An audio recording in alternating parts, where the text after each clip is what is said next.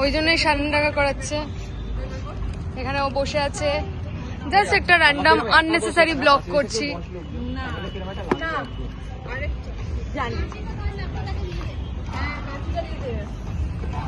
এই যে একটা সামনে থেকে একদম আমাদের ভাই, ইয়েস টাকা একটু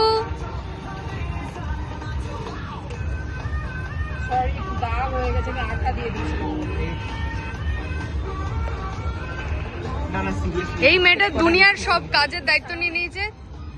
এই ছেলেটা খুব কনফিউজ। এইটা জ্বালাবি, বুঝেছিস? সবগুলো একসাথে না, সবগুলো একসাথে না, না জ্বালাবো না তো জিনিসটা শেষ হবে।